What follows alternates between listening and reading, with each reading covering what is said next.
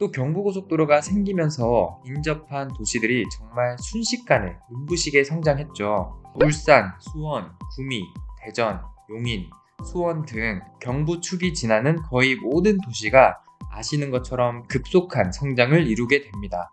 이 경부고속도로라는 도로 단 하나로요. 그러니 지가도 급격하게 올랐던 겁니다. 이런 측면에서 보면 제2 경부고속도로라고 불리는 전체 길이 무려 177km에 달하는 서울 세종 간 고속도로에 숨어있는 기회가 많이 있습니다. 우리나라에 경제적으로 가장 큰 파급 효과를 가져왔던 도로가 바로 경부고속도로잖아요. 그런데 제2의 경부고속도로로 불릴 만큼 어마어마한 잠재력이 있고 큰 파급 효과를 몰고 올 수 있는 도로가 바로 이 서울 세종 간 고속도로라고 하는 것입니다. 안녕하세요. 오픈마인드의 신대리입니다. 오늘은 토지 투자를 공부하고 계신 분들, 그리고 토지 투자를 해오고 계셨던 분들도 꼭 잊지 않고 있어야 할 투자에 대한 원론적인 이야기에 더해서 현재 많은 분들이 관심을 갖고 계신 서울 세종 간 고속도로를 곁들여서 잠깐 말씀드려볼까 합니다. 토지의 가격, 지가라고 하죠. 지가 상승의 가장 중요한 척도가 되는 것이 바로 유동인구입니다. 우리나라에서 가장 지가가 비싼 곳이 어딜까요?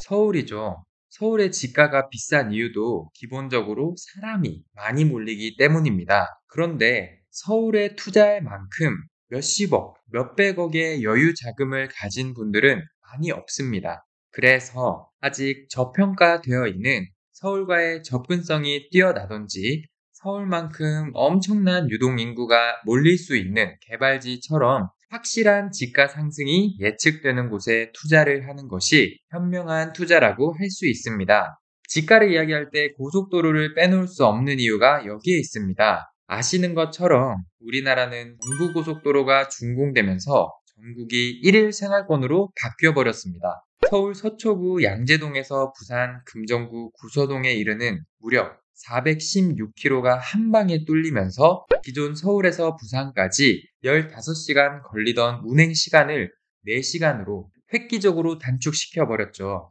60년대 당시에는 경제 규모가 확대되는 것에 비해서 교통 인프라가 너무 빈약했거든요. 운송할 도로가 불편하면 시간도 많이 잡아먹고요. 물류 비용 지출도 어마어마하게 늘어나게 됩니다.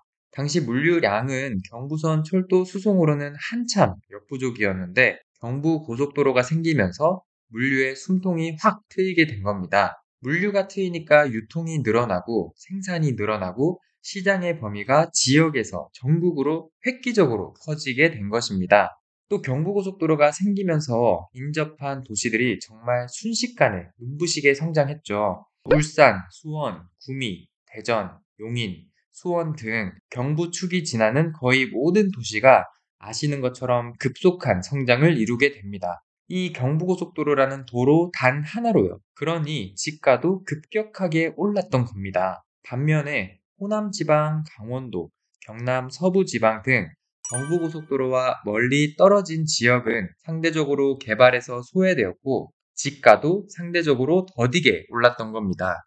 이런 측면에서 보면 제2 경부고속도로라고 불리는 전체 길이 무려 177km에 달하는 서울 세종 간 고속도로에 숨어있는 기회가 많이 있습니다. 우리나라에 경제적으로 가장 큰 파급 효과를 가져왔던 도로가 바로 경부고속도로잖아요. 그런데 제2의 경부고속도로로 불릴 만큼 어마어마한 잠재력이 있고 큰 파급 효과를 몰고 올 수 있는 도로가 바로 이 서울 세종 간 고속도로라고 하는 것입니다. 서울 위로 포천시 신북면까지는 2017년에 이미 개통이 완료되었고요. 아래쪽으로는 2개의 구간으로 나뉘어서 공사가 진행되고 있습니다. 서울 변두리가 아니고 강동 IC로 나오게 되면 바로 서울 고덕동입니다. 안성에서 서울까지 직통으로 갈 수 있는 약 72km에 달하는 구간은 올해 개통 예정입니다. 경부고속도로 때와 마찬가지로 이 서울 세종 간 고속도로 라인을 따라서 수혜가 있겠구나라는 것을 유추해 볼 수가 있습니다. 네, 지도를 한번 보겠습니다. 이렇게 가운데 보시면 서울 세종 간 고속도로가 지나가고 있습니다. 이 서울 세종 간 고속도로가 지나가는 곳 중에서도 더 큰 수혜를 받을 수 있는 곳을 한번 생각해 보면 유동인구가 급격하게 늘어날 것으로 이미 예정이 되어 있는 용인 SK하이닉스가 들어오는 원산면과 그 영향을 받는 배감, 그리고 안성 북부 지역 등이 큰 수혜를 받을 것으로 예상이 됩니다. 이 안성이라는 지역은 지금까지는 서울과의 접근성이 너무 떨어지는 지역이었습니다. 그런데 서울 세종 간 고속도로로 교통 문제가 이제 해결이 되고 나니까 좌측으로는 평택의 삼성 반도체, 위쪽으로는 내년 상반기부터 팹 공사가 시작하는 126만 평의 용인 SK 하이닉스, 그리고 215만 평의 이동 남사 반도체 국가 산단과 아주 가깝게 접해 있는 지역이 되어버리는 것입니다. 엄청나게 많은 물류들이 서울 세종 간 고속도로를 타고 쏟아지겠죠. 그리고 안성에만 4개의 IC가 생깁니다.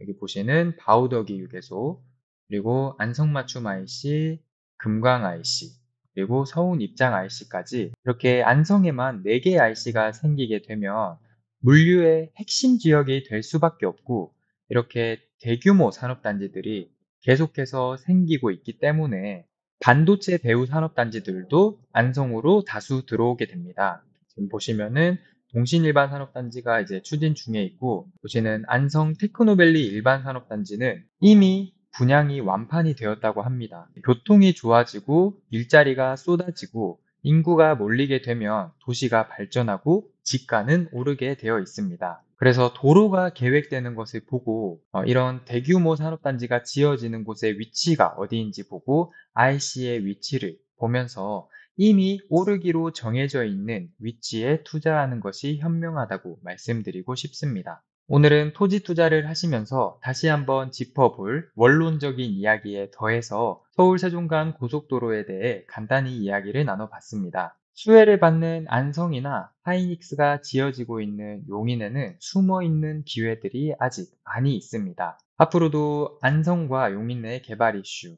그리고 신설 도로나 역까지도 디테일하게 다뤄볼 계획이 있으니까요. 기대해 주시고 지켜봐 주세요. 오늘 영상은 여기까지입니다. 저는 오픈마인드의 신대리였습니다. 감사합니다.